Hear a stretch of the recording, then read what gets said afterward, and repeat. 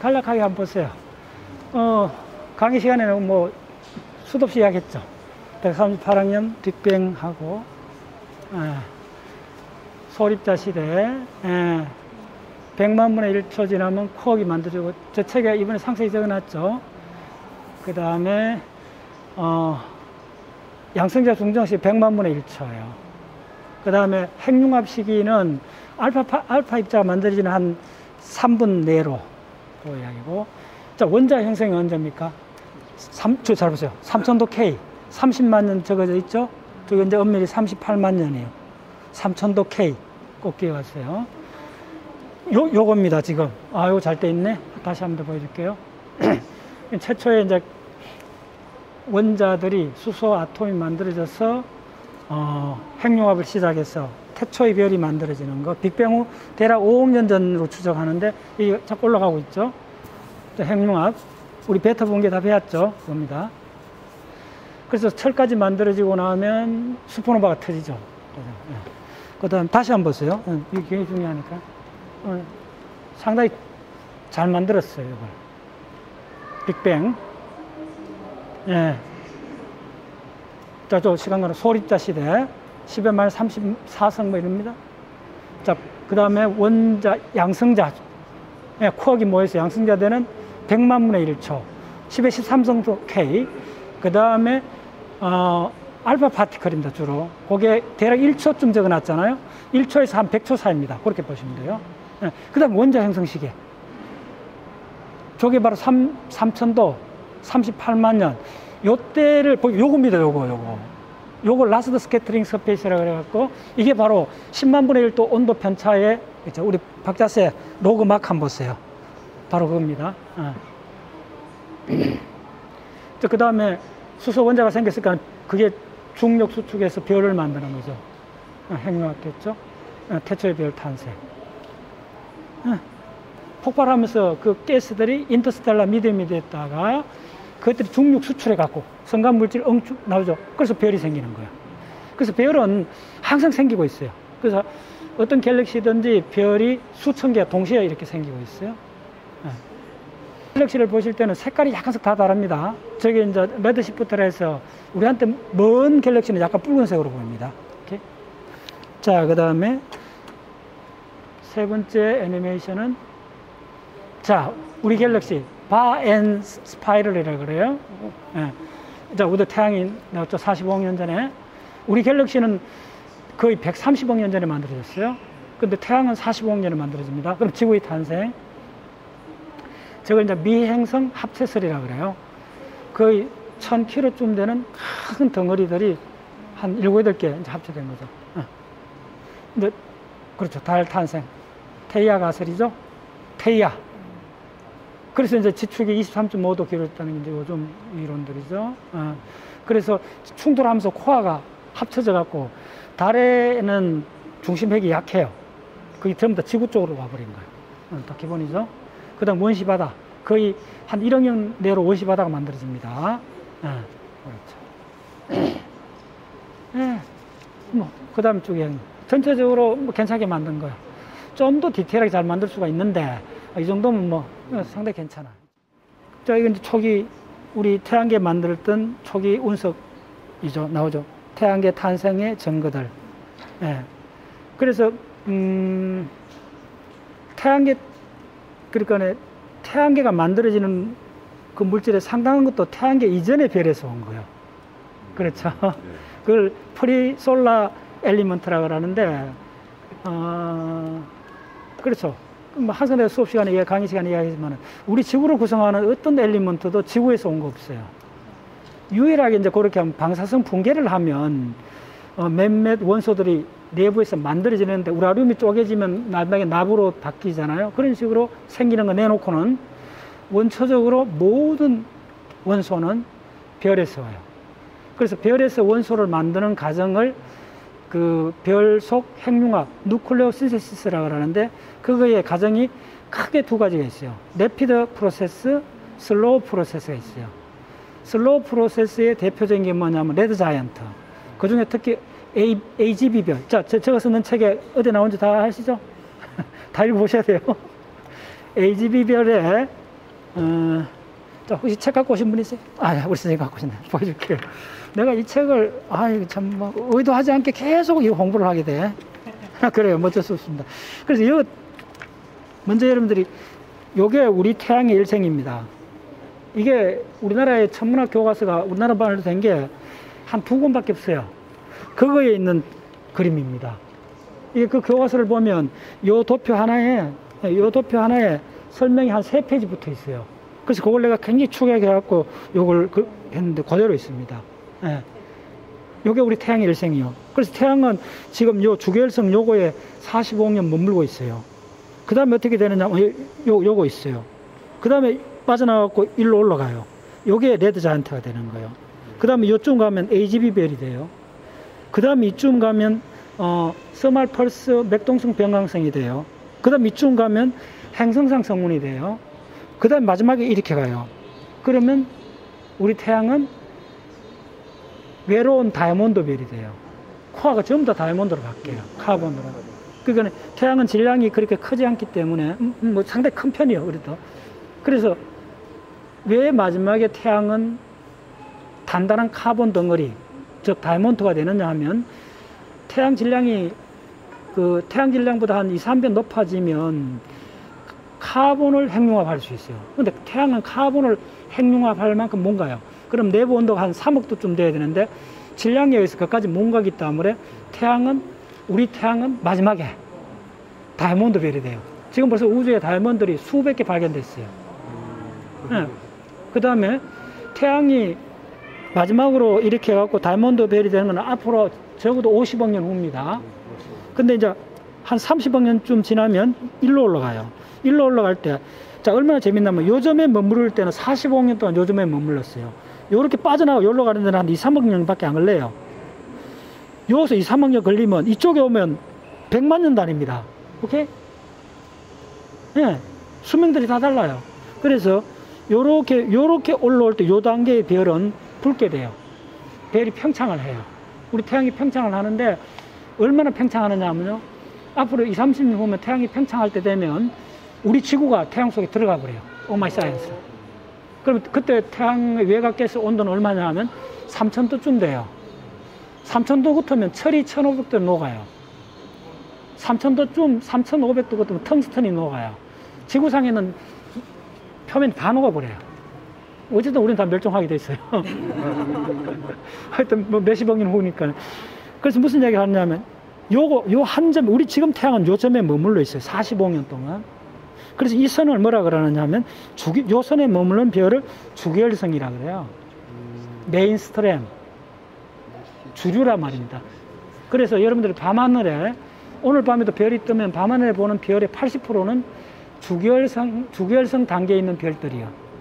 우리도 태양도 전형적인 주계열성인데 주계열성이란 말은 뭐냐 하면 코어가 수소에서 헬륨으로 바뀌는 수소 핵융합을 하는 별을 주계열성이라고 해요. 그러면 코어에 있는 수소를 다 써버리고 나면 수소가 뭘로 바뀌느냐 하면 헬륨으로 바뀌어요. 그럼 헬륨을 핵융합을 해요. 태양도 이제 헬륨을 핵융합 단계가 되면 코어가 헬륨을 핵융합 단계 되면 부풀어 올라요. 부피가 1000배 이상 커져요. 그러니까 우리가 그 속에 들어가 버리는 거죠. 그래서 자, 주계열성은 코어가 수소가 핵융합하는 별, 적석거성은 헬륨이 핵융합하는 별. 지금은 태양의 코어에 수소의 한 30%가 헬륨으로 바뀌어져 있어요. 아직 70% 남아 있어요. 그게 다 바뀌면 코어는 전부 다 헬륨으로 바뀌어져 있겠죠. 그래서 온도가 더 높아지면 헬륨이 핵융합을 해요. 헬륨이 핵융합 할 때부터 그것만 좀 알았어요. 안에 이 헬륨이 핵융합을 시작을 하면 그 다음 단계로 외곽 가스는 아직 수소로 되어 있어요. 수소가 핵융합을 해요. 그 양파 껍질처럼 안에 헬륨이 핵융합하고 요 바깥에 그 수소가 핵융합을 해요. 두 겹으로. 그 상태가 되면 이제 레드 자이언트 확 이렇게 커져요, 별이. 그러면 밝기도 한 1000배 정도 밝아져요. 그래서 여러분들 밤하늘에 굉장히 밝게 보이는 별들은 상당히 대부분 붉은 별입니다. 자, 베텔기우스 붉은 별입니다. 안타레스, 정갈자리 안타레스 붉은 별이요. 붉은데 무지하게 크다. 레드 자이언트. 됐죠? 레드 자이언트는 무슨 말이냐면 별이 1000배 정도를 부풀어 오른 거예요. 부풀어 오르니까 부풀어 오르면 외곽 가스들이 식을 거 아닙니까? 이 바깥은 영하 200도 넘어요. 바깥에 기체니까 응축이 되겠죠? 응축이 부풀어 오르면 바깥이 추우니까 응축이 되면 수축하죠. 안으로 몰리면 이쪽 온도가 높아지죠. 핵융합 하니까 다시 팽창을 하죠. 팽창했더니 바깥이 춥죠. 응축하죠. 수축하죠. 펄썩 펄썩 펄썩. 이걸 맥동 변광성이라고 그래요. 오케이? 이 맥동 변광성은 이 밝기가 주기적으로 바뀐다는 거 이해하셨죠? 그래서 그 리벳이라는 그 어제 이야기했죠. 여자 천문학자가 대마젤란에서 이렇게 벌썩 벌썩 하는 맥동 변광성을 20개 정도 측정을 해갖고 밝기 주기하고 거리의 관계를 도표로 그린 거예요. 그때부터 본격적인 천문학이 시작됐어요. 오케이? 근데 그만큼 중요한 사건이요. 그래서 별이 이렇게 해서 벌썩 이제 레드 자이언트 단계를 거치고 요때는 그 어심토틱 레드 음시토틱 자이언트 AGB 별이라 그래요. 이것도 수업 시간에 4시간이나 강의했어요. AGB 별 단계가 왜 중요하냐면 잘 됐어요? 벌썩 하다 보면 외곽가스를 별이 가다 놓기 어렵게 되겠죠. 담배 연기처럼 흩어져 간다는 거예요. 그럼 외곽가스가 우주 공간으로 헛뿌려져요. 그 헛뿌려지는 그 외곽가스의 주성분이 뭐냐 하면 산소, 두 번째 카본. 그래서 여러분들이 있는 거예요. 오케이? 그 탄소하고 산소, 카본, 실리콘 이런 것들이 결국은 우주 파티클이 되어 갖고 태양을 만들 때 같이 들어가는 거예요. 근데 태양의 주성분은 수소잖아요. 수소가 모여 갖고 별이 될 때 2000만 년 정도 걸려요. 우리 태양이 만들어질 때 중력수축, 눈사람 만드는 걸 2000만 년 동안 했다는 거예요. 눈덩이가 커지잖아요. 커지면 이 안에 있는 수소 덩어리들이 수소 아톰들이 굉장히 가까워져요. 그러면 그때쯤 되면 내부 온도가 10만 도 이상 되면 전자를 못 가다놔요. 전자가 독립해버려요 또. 그러면 양성자밖에 없죠. 안에 양성자끼리 충돌을 해가 양성자 4개가 헬륨 입자 하나로 바뀌는 거예요. 그런 상태에 있는 별을 주결성이라고 해요. 우리 태양은 지금 그런 상태에 있는 거예요. 됐죠? 그래서 그래서 빨리 마무리하겠습니다. 오늘 좀 중요한데. 그러면 자 눈사람 만들어 갖고 이렇게 수축을 하면 아직 별이 아닙니다. 이제 원시성이라 그래. 별은 아직 아니요. 이렇게 모이다 보면 코어 부분이 온도하고 압력이 높아지죠.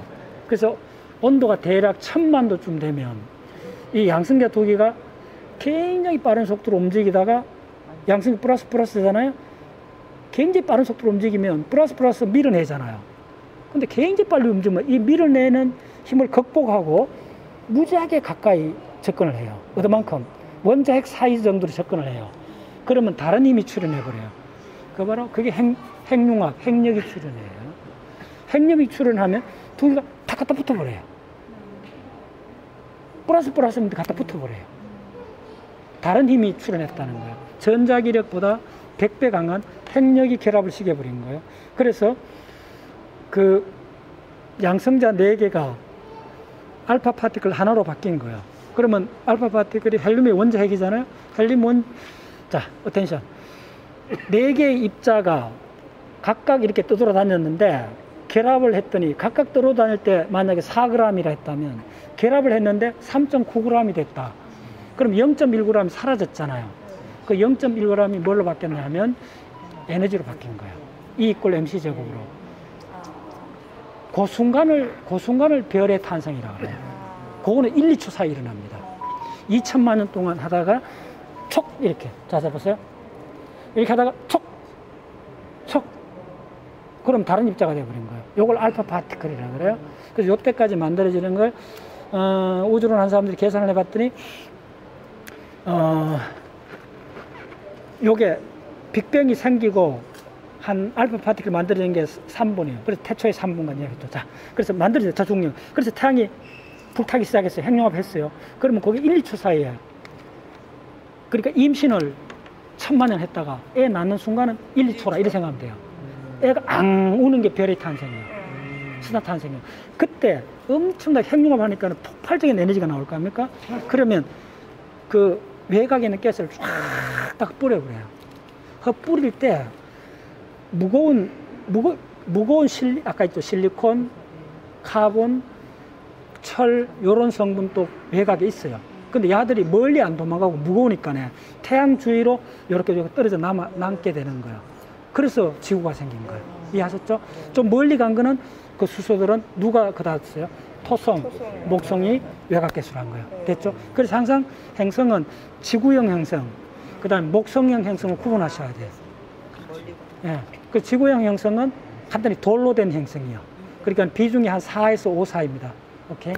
예. 그래서 우리는 지구형 행성에서 출현했고, 자, 이야기 길어졌는데, 거기 들어가는 가장 중요한 게 카본, 산소, 실리콘, 설파, 철, 이런 것들은 다 어디서 만들어지느냐 하면, 별에서, 그 후에 별에서 만들어져요. 자, 요약하겠습니다. 자, 그래서 별에서 행성 만드는 과정이 원소를 만드는 S 프로세서, 슬로우 프로세서, 그 다음에 R 프로세서, 래피드 프로세서. 목요일날 특강에서 계속 했습니다. 기억나죠? 이 두 프로세서가 90개 주기율표의 원소 90%를 다 만들어냈어요. 근데 S 프로세서의 대표 주자는 뭐냐면 AGB 별입니다. R 프로세서의 대표 주자는 슈퍼노바입니다. 됐죠? 예. R 프로세스는 무거운 원소들, 철보다 무겁고 우라늄까지는 대부분 R 프로세스에서 만들어지는데, R 프로세스가 만들어지려면 뭐가 있어야 되느냐 하면 중성자 다발이 엄청나게 고밀도의 중성자 흐름이 생겨야 돼요. 그거는 유일하게 만들 수 있는 데가 슈퍼노바가 터질 때만 나와요. 그거 이제 다 공부해봤을 때 베타 분계 했죠? 베타 분계 과정입니다. 그 다음에 원자력 발전소에서 그게 가능해요. 원자력 발전소에서 엄청난 중성자 다발이 나와요. 그래서 원자력 발전소 안에 있으면 아주 기초과학 실험을 굉장히 많이 할 수가 있는 거예요. 태양 질량의 1.4배 미만에 있는 모든 별은 마지막에 백석외성이 돼요. 그 1.4를 찬드라세카르 질량 한계라고 그래요. 그럼 태양도 당연히 태양 질량의 1.4배 밑에 있잖아요.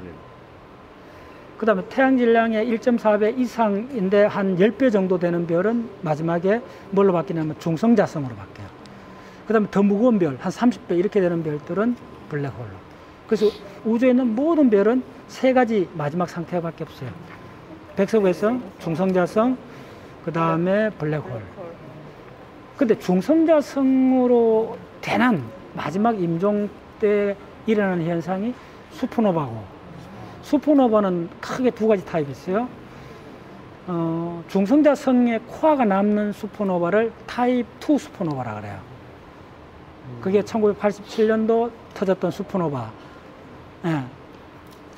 타입 1 슈퍼노바가 있어요. 그거는 뭐냐면 아예 흔적을 안 남겨요. 폭발을 해갖고 모든 그 별을 구성하는 모든 질량이 가스하고 에너지를 다 바뀌어갖고 폭발해요. 그러니까 우주에서 가장 에너지가 고밀도로 짧은 시간에 분출되는 현상이에요. 그래서 슈퍼노바 타입 1A를 허블 만원경이 500개 이상 측정을 해갖고 그걸 심층 연구해서 우주가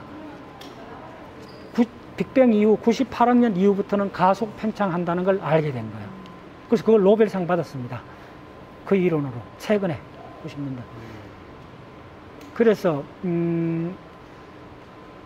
슈퍼노바, 자 다시 한번 할게요. 별은 마지막에 백석외성, 중성자성, 블랙홀인데 블랙홀하고 중성자성으로 바뀌어지는 별의 마지막 단계를 슈퍼노바라 그래요. 슈퍼노바 타입이 한 4-5개 있어요. 그 중에 크게 슈퍼노바 타입 2는 폭발하고 나서 중성자성이나 블랙홀로 마감해요. 슈퍼노바 타입 1은 흔적 없이 다 흩뿌려 버려요. 그러니까 자기가 갖고 있던 에너지, 자 무슨 말이냐 하면 석유 1리터가 있는데 석유 1리터를 완전히 다 불태워갖고 하나도 안 남으면 우리는 알 수가 있는 거예요. 뭘 알느냐면 이 전체 나오는 에너지 양을 알 수 있어요. 왜냐하면 슈퍼노바 1A의 그 마지막 단계 질량을 알아요. 그 질량이 폭발하고 전체 에너지로 다 바뀐다는 걸 알아요. 그럼 슈퍼노바 1A의 토탈 나오는 그 에너지 양을 알기 때문에 지구에서 밝기를 측정해갖고 얼마나 밝았냐 그 값은 지구에서부터 거리하고 관계된다는 거예요. 아시겠어요? 그래서 1억 광년이나 10억 광년 떨어져 있는 어떤 천체가 보일 수 있는 천체는 무조건 갤럭시예요. 근데 갤럭시가 아니고 단독 별이 보이는 현상이 바로 슈퍼노바 원웨이예요. 그러니까 10억 광년, 심지어 100억 광년 떨어져 있어도 하나의 별이 마지막 순간이 지구에서 측정된다는 거예요. 아시겠어요? 그래서 슈퍼노바 원웨이는 우주의 거리를 재는 가장 먼 촛불에 해당돼요. 네. 그래서 여러분들 슈퍼노바 원웨이는 따로 공부를 하셔야 돼요. 또 슈퍼노바 2가 터져갖고 중성자성이나 뉴트론, 블랙홀이 바뀌는 것도 천문학의 큰 분야입니다. 따로 공부하셔야 돼요. 자, 우리나라에서 가장 오래된 강물을 보고 있습니다. 예. 이게 이작도, 서해안 이작도, 대이작도 하고 있잖아요. 소이작도. 이작도라는 섬에서 있는 토널라이트입니다. 토널라이트는 진짜 요 우리 암석학의 전문가가 계시는데도 내가 좀 강의를 하겠습니다. 토널라이트는 어렵습니다. 이게 이제 간단히 있습니다. 화강섬노감이라고, 석영섬노감. 나도 참 헷갈려요. 석영섬노감으로 이렇게 기억하시면 돼요. 석영섬노, 토널라이트, 흔히. 근데 엄밀하게는 토널라이트는 화강암에 변형된 거의 일종인데 석영 성분이 20% 이상이에요. 석영이 많은 거예요. 석영이 20%보다 조금 못 미치는 걸 그냥 석영섬노감이라 하고, 석영섬노감 중에서 석영 성분이 상당히 많은 거. 그건 저 보세요. 석영 성분 알죠? 이제 보이시죠? 이거. 이게 다 석영 성분이에요. 자, 어제 우백질, 마픽, 펠식 이야기 하셨죠? 그래서 이거는 펠식 계열이 보이죠. 펠식은 희뿌옇다 그랬죠? 그래서 펠드스파하고 뭐라고 했어요? 실리카. 그러니까 실리카 같으면 SiO2잖아요. 펠드스파 같으면 장석이잖아요. 그 석영하고 장석 성분이 많은데 약간 색깔이 밝게 보이는 거. 요게 한 20% 정도 된다는 거예요. 상당히 많잖아요. 이제 토널라이트. 25억 년. 자, 25억 년 전이면 무슨 시대죠? 고원생대가 시작하는 데죠. 그래서 우리나라 기반암이 영남 6개, 경기 6개, 낙림 6개, 이 세 군데는 고원생대입니다. 그래서 보통 뭐 한 20억 년대가 많은데 이거는 25억 년 강물입니다. 그래서 여러분들이 항공 사진을 좋아해야 돼요. 그래서 비행기 탈 때 옆자리에 창가에 앉아보면, 우리나라 이렇게 타고 가다 보면 바닷가에 이래 보면 소나무 숲이 있고 그 밑에 보면 화강암이 쫙 드러나 있어요. 토널라이트.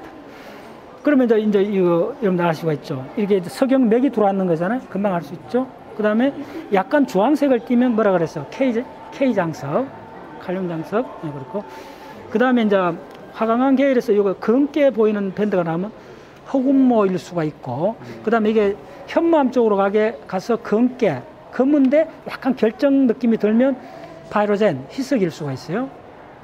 현무암 쪽에서 깜짝하게 보이면 상당히 희석이고, 화강암 쪽으로 와서 약간 검게 보이면 흑운모일 확률이 높고, 그렇게 보시면 되고. 자, 그 다음에 또 한 가지 아셔야 되는 거는, 이 모든 걸 재는 게, 강물에 재는 게 뭘로 재느냐 하면 우라늄이 붕괴하는 그 레이트를 보고 재는데, 구체적으로 어떻게 되느냐 하면 어떤 화강암에도 아주 마이크로하게 지리콘이라는 강물이 끼어 들어가게 돼 있어요. 제딸 SiO4. 됐죠? 그러면 그 머릿속에 딱 생각해야 돼요. 제딸 SiO4 같으면 SiO4가 마이너스 8, 마이너스 4가죠. 그러면 지리콘이 플러스 4가로 들어올 수가 있는 거예요. 그래서 지리콘이 항상 그렇게 돌아요. 그래서 제딸 SiO4 강물이, 잘 들었어요. 굉장히 중요합니다. 강물이 화강암 속에 국부적으로 끼어들거나 생성될 때, 그 지리콘이 생성이 되면 그 주변에는 우라늄을 함유하게 돼요. 그 지리콘이 아주 그 독특한 특성이에요. 그 지리콘은 다이아몬드에 준할 정도로 엄청 강한 암석이기 때문에 40억 년 동안 살아남아요. 화강암은 금방 풍화가 될 수 있어요. 왜 그럴까요? 화강암은 결코 단단한 암석이 아닙니다. 어떤 측면에서 장석이 높기 때문에. 그런데 이 속에 한 파트로 들어가는 지리콘이 40억 년을 살아남아요. 얼마나 놀랍습니까? 이 하강암이 대략 이야기했잖아요. 대략 5억 년 정도면 초대륙이 분해되고 초대륙이 만들어지는 사이클이 돼요. 그래서 20억 년 전에는 콜롬비아 초대륙, 10억 년 전에는 로디니아 초대륙, 그 다음에 2억 5천만 년 전 페링기 말에는 판게아 초대륙. 초대륙이 만들어졌다는 것은 또 초대륙이 분열되거든요. 그러면 이 대륙의 크레이톤, 강계들이 끊임없이 충돌, 이합지산을 하면서 쪼개져요. 40억 년간 쪼개져도 그 속에 있는 지리콘은 살아남는다는 거예요.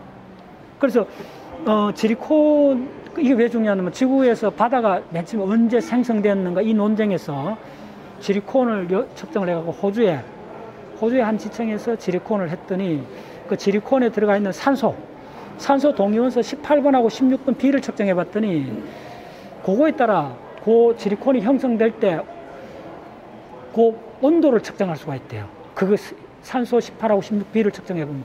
그랬더니 그 부근에 바다가 있는 증거가 나오는 거예요. 그래서 지구 최초로 바다가 44억 년쯤에 형성됐을 거라고 추정하는 이유도 지리콘에서 들어있는 우라늄 있죠.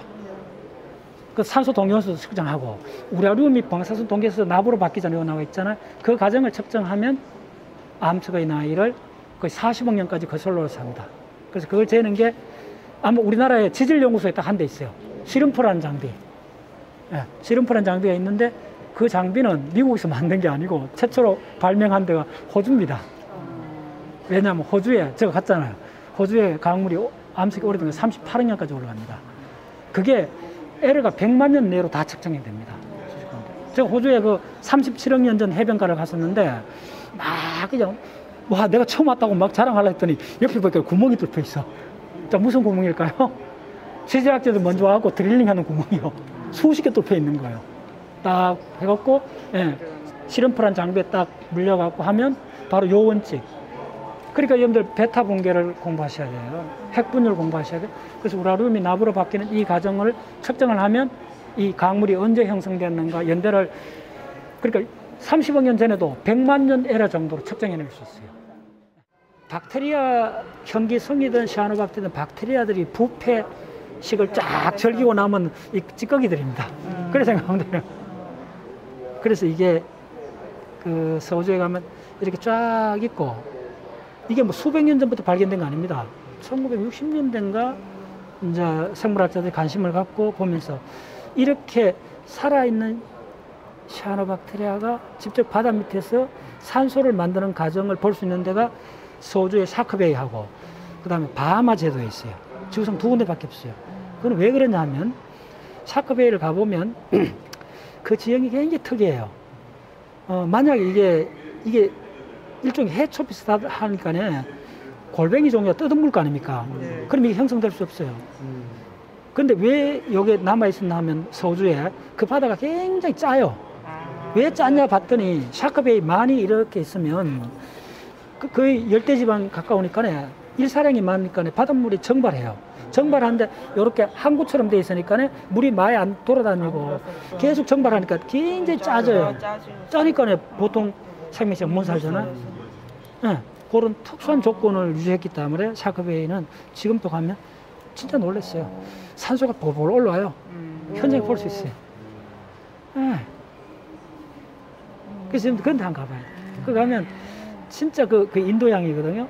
인도양인데 대부분 그거 많이 가요. 호주 사람이 샤크베이를 다 알아요. 왜 아느냐. 그래서 여러분들 그 사람들한테 스트로마톨라이트 얘기하면서 아무도 몰라요. 난 똑같아요. 나도 충격받았어요. 근데 샤크베이를 왜 아느냐. 돌고래 때문에 그래요. 전 세계적으로 돌고래 직접 와서 먹이 줄 수 있는 관광객들. 그래서 세계적으로 유명한데요, 그거가. 근데 그 사람들한테 내가 샤크베이, 스트로마톨라이트 이야기는 아무도 몰라. 그래서 제가 과학 운동한 거예요. 옆에 다이아몬드를 집켜줬는데 조약돌이라고 갖다 버린 거예요. 요 한탄강에서 군대 생활하는 분이 있었다고 했잖아요. 마찬가지요. 내가 그래서 알아야 돼요. 그리고 이거는 스트로마톨라이트는 또 왜 중요하냐면 호주가 전 세계 철강 생산의 두 번째, 세 번째 건 철강 회사가 호주에 있어요. 그걸 EBS 테마기행 우리가 찍었습니다. 찍다가 포기했어요. 지구상의 가장 긴 기차는 미국에 있는 게 호주에 있습니다. 얼마나 길었느냐면요. 기차가 쫙 지나가는데 그걸 찍을 때 10분 걸려, 10분. 포기했어요. 그 기차가 다음 뭐냐면 철강석 원석을 실어나는 거예요. 예. 그래서 우리나라 포항제철도 전속 계약을 맺어 있고, 그렇죠. 근데 그럼 왜 서울주에 얼마냐면 서울시 마음보다 좀 더 큰 카르니지 국립공원이 있어요. 좀 커요. 그게 그 자료가 있습니다. 전 세계 철광석 생산의 40% 그것서 나와요. 네. 어느 정도냐면요. 호주에 이 절벽이 이렇게 있는데 절벽이 한 100m쯤 돼요. 그래서 그걸 EBS 팀하고 드론으로 찍으려고 드론을 날려 보냈는데 드론이 날아가다가 절벽에 갖다 붙어버린 거예요. 자철석이 있었던 거예요. 우리 그거 해수 못했어요. 네. 그 다음에 또 놀라운 게 그거가 굉장히 더운 지역인데도 낮에는 떼약빛인데 해 맞이고 저녁 되고 새벽 되면 추워요. 쓸쓸해져요. 왜 그럴까요? 이게 좀 철이기 때문에 연료량이 적잖아요. 그 덩어리 전체 금방 식어. 네. 그래서 꼭 여러분들 다음에 이제 내가 7번 갔다 왔는데 이제 기념으로 다시 한 번 더 갈 거예요. 갈 때 이제 그때는 가면 진짜 여러분들 쫙 같이 갔어요. 자, 그래서 이게 왜 중요하냐 이야기해 드릴게요.